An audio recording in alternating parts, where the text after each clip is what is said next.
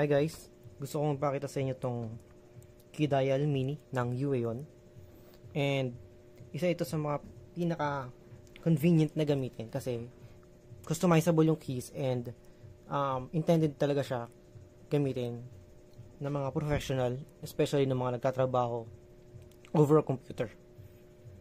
Ngayon, ang downside ng key dial na ganito is hindi siya ergonomic.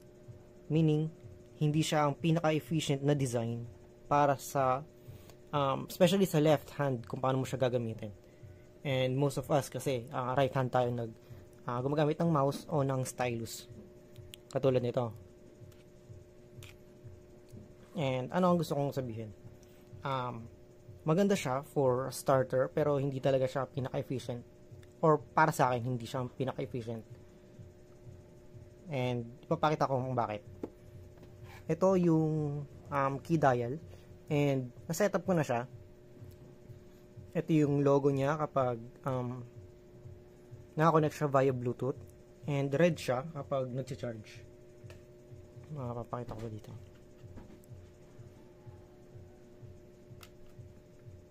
Ayan. And yan, maganda rin siya kasi ano na siya, wireless connection kaya Bluetooth. And kung paano ko siya ginagamit is pabaliktad. Kasi nasanay ako sa dati kong tablet na Uaeon HS610 at hindi siya screen tablet. Ganito lang siya, pen tablet lang siya. And ito yung pinaka efficient para sa akin na klase ng dial. And natsyempohan ko lang to kasi medyo mura, pero gusto ko yung ganitong klase. May pindutan siya dito for brush and eraser, pero pwede mo rin siya i-customize lahat. Pero most of all, ito yung dial niya, pwede mo siyang palitan as zoom or brush size or scroll up or down. Ito yung options. Pero mostly, zoom lang yung ginagamit ko. And ganito ko siya ginagamit. Ito yung pinaka-efficient na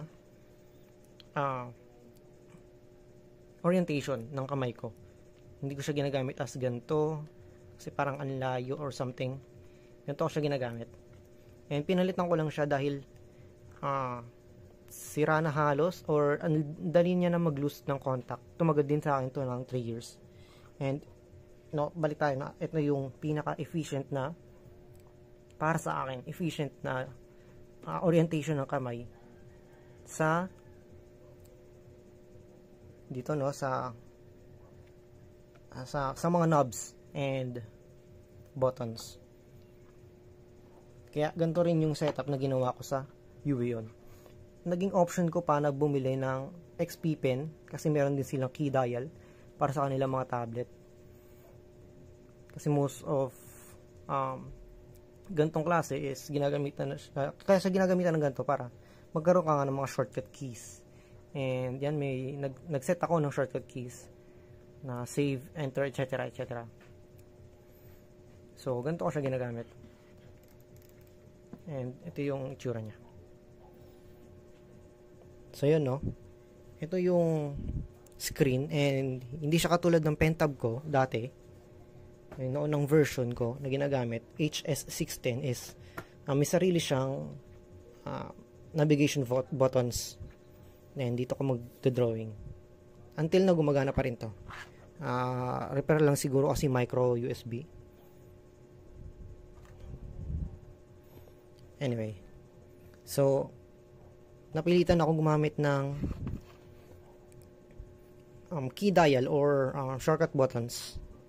Micro keyboard na Uaeon kasi nahihirapan ako or mas tumatagal ako ng konti. Hindi gano'ng efficient yung aking pagdodrawing dahil sa keyboard keys. Kasi may mga options or may mga letters na ang layo sa kaliwang kamay ko. So, kailangan ko pa siyang tignan bago ko mapindot. Unlike this, mas madali na siya. Though, sinasanay ko pa rin sa sarili ko. Anyway, so, yun nga, no. Ito yung functions niya, and mas madali ito para sa akin na gamitin. So, space. lasso tool or L lang. Magbilog. And Control D para mawala.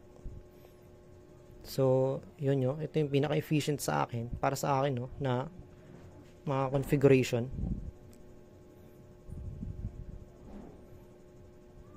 Yun.